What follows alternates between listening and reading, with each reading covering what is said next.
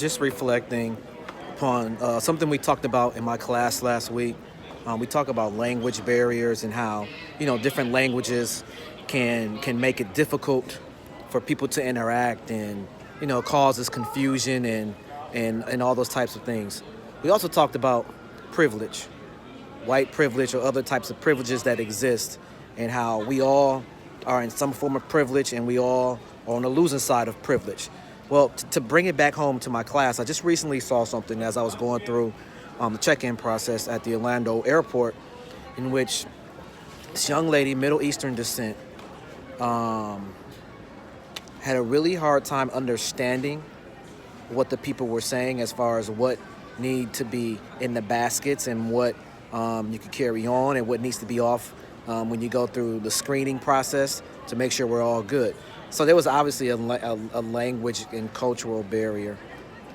And it was just very interesting.